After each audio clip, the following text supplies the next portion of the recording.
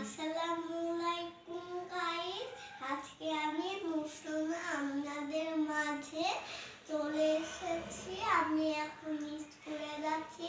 আমি স্কুলে যাই কি কি করি আপনাদের সঙ্গে শেয়ার করব আজকে। আমার সঙ্গে থাকবেন। তাহলে চলো যাওয়া যাক স্কুলে।